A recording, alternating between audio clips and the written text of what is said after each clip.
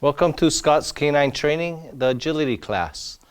So what Alan wanted to do was he wanted me to show you guys how to do around the clock weaves. So basically, if this is the 12 o'clock position, you're going to do that. Then if your dog is successful, you're going to come to about here, which is about the, well, if you're 6 to 12, this will be 7 o'clock, 8 o'clock. This will be about 9 o'clock. 10 o'clock, so you just want to create all different entries into your weaves, and also from this angle. Okay, so you can go dog on right, or once you come on this one, I would probably go dog on left. You come here, it's dog on left, because you're on this side of the weaves. So Randy and Scout will be demoing for us tonight, and he'll start there, so he'll try start straight on first. He'll start one with that straight on, so it's that 6 to 12 position. Okay. Go, weave. Yes. Yay, good dog. So the Scout was successful, so now he can take a step over and go to a little bit of an angle. You ready? Go, weave. Yes. Go. Yay, so Scout's successful, so now he can go even more angle. Go a little bit more that way. So ready? Go, weave. Yes. Go. Oops. So run with her. Just give her support. Go. Yes. Scout successful, so he can go even more distance. More at an angle. So you don't have to go distance away, but you need to go change your angles. Ready? Go, weave. Yes. Good girl. Yay, and this looks super good because Scout's super excited to work. Go. Go. Go even more angle. Go. So he's creating a lot of angle now for her. Go, weave. Yay, good dog. Good. Now bring her on this side. So now he'll start from this side. So he did all dog on left when you're on that side of the pose. So anytime you're in the, if this is 12 to 6, anytime you're at from 12 to 5 o'clock or 6 o'clock, then you'll start dog on left. Anytime you're 6 o'clock to 12 o'clock, you're going to start dog on right. So Randy has dog on right. Ready? Go, weave. Yes. Very nice. Good. So now he's going to create even more angle.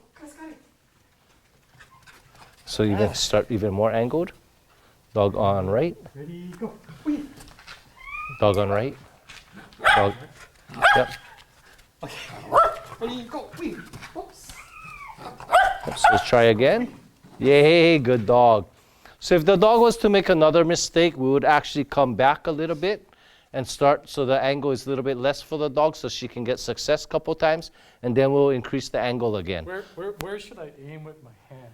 So we always want to make like there's another pole here, and we want to support this line for the dog.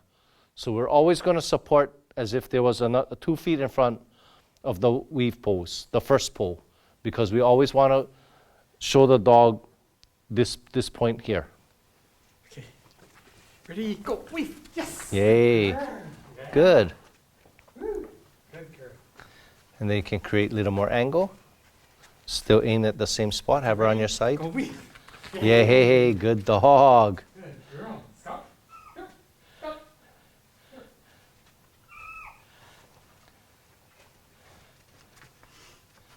Now he's even creating more angle. Go, weave. Yay, good dog. And that's how you work your around-the-clock weaves, is you just keep moving. And if your dog ever has trouble, go backwards. So if your dog had trouble, let's say your dog had trouble sending from here, then a couple of times, then you start from here. All right? If your dog has trouble here, you start from here. You just make it easier for the dog if they start having trouble. If they're starting to get success, then you just start creating a deeper angle for the dog and making it harder. But you want to do around the clock because you never know how the weave pose will be set up in relation to another obstacle as they enter. Okay, this is how I like to practice doing my front cross. I want to do my front cross on a line. I don't want to do my front cross on a circle. So what that means is a lot of times when you see people running, they have the dog on the right, they front cross, they spin here, and then they run here. But you notice that I did it on a circle or one spot. I didn't do it on a line. So for me, when I front cross, I like to do here, and I like to take steps in the direction that I'm going on a line. So that way I can still be moving, because my dogs, they're running fast, and I cannot, even a split second I lose will cost me later on down the line on a course. So I like to practice doing my front crosses on a line.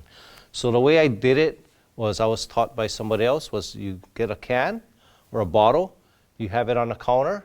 Let's say you have the dog on right here. You grab your can, you step back as you bring your hand in, you switch hands, and you step forward. Now you put this on the counter. Now you have the other way. You step back, switch hands, take a step forward. And that's your footwork for your front cross. So if you keep practicing this, it just becomes natural. And when you want to front cross with your dog, you'll be front crossing on a line instead of front crossing on a spot. All right, so a lot of us, we all started with obedience, which is a good thing. I think it's very important to start your agility career actually doing obedience. So you have your foundation as far as the dog paying attention to you and everything. But in obedience, we work the dog only on our left side. And in agility, we need to be able to work the dog also on our right side. So this is how we do circle work, what we call circle work. And it doesn't have to be in a circle. You can go in squares, you can go in rectangles, it doesn't matter. But we'll have our dog on our right side, and we'll constantly reward our dog on our right side. And we want to develop a different command. So I like to say side for my dog, so stay. I'll come here, and I'll be on his. So now I have dog on right, and I'll just come side. Yay, and if he moves with me, I'll reward him. And I'll reward him on my side here. So it's almost like healing, except I have my dog on my right side instead of my left side. Side. Good boy. Good boy. Attaway. Good boy. So every single time, side. You just want to keep repeating the command. Side. Yay. Side. Yay. And you can also stop. Dog sits. Good dog. Right? It doesn't matter whether the dog is on the left or the right. When you stop motion, the dog knows it's supposed to sit. One thing cool about this is when you start off again, the dog, you know, like how we say left foot forward means for the dog to heel? Well, right foot forward, and right foot forward means for the dog to stay when the dog is in the heel position. Well, it's the opposite way when the dog is on your right side, because the dog knows that the foot or the leg closest to it when it moves means for it to move. And the leg farthest away means for it to stay. Yay, good boy. So I stepped off with my right. He moved with me. Yay, side. Side. Yay, good boy. Good boy. So he's on the outside of me now. I also want to work other circles where he's on the inside of me. Side. Yes, good boy. Good boy. Good boy. And if you get dizzy, you can also work squares. It doesn't have to always be circles. Good boy. Side. Good boy. Good boy. Good. Side. Good boy. And that's how we do circle work with the dog on our right. So the dog also learns to work on our right side. So this is how we're going to teach lateral distance for our dog. So that means we're going to be away laterally from the jump.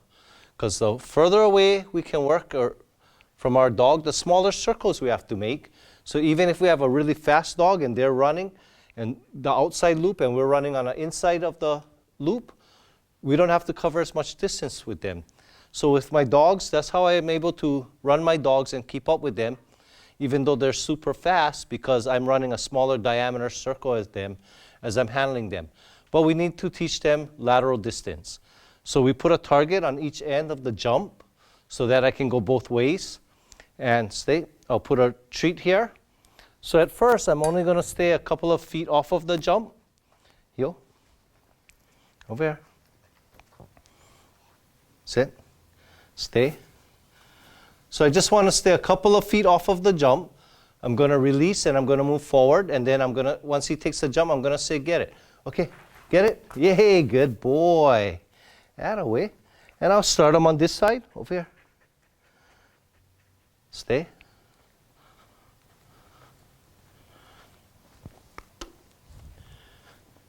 And I'll be a little bit further away this time. Okay, get it? Good boy. Sit. Good boy, stay. So I want to work one side first. So I was on that side because I'm working dog on left right now. So the first time I was about maybe 2 feet away from the jump. The second time I was maybe 3 or 4 feet away. So we only want to go one step away at a time. We don't want to start from here and then go all the way out here on our next time. All right, so the second time I was about 2 steps away, so I'll take another step out and I'll start from here. Okay, get it? Good boy. As you notice, I'm walking straight on this line. I'm not walking in towards the target or in towards the jump. I'm walking parallel with this jump. Over here. And I'll just go on this side, start from this side so you guys can see it better. Sit. Stay. Put the treat back in its bowl. Now I'll go about 4 paces out. Okay, get it? Good boy. As you notice, I'm still supporting the jump. I'm still moving forward, but I'm moving forward parallel. Good boy. Over here. Yo. Good boy, stay.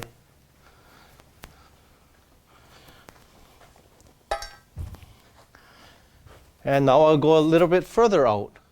Same positioning. You can actually vary your positioning where you want. You can start more this way if you want, more forward if you want, but make sure that the parallel distance. Okay, good boy. So you notice that I'm still supporting the jump even though I'm moving forward. I'm not just running this way and not supporting the jump at all. You notice that I'm still supporting the jump as I'm moving. Over here.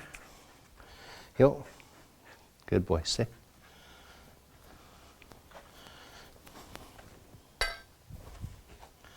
All right, and I'll come all the way out here. Now watch, I'm still supporting the jump. Even though I'm releasing, he's looking at me.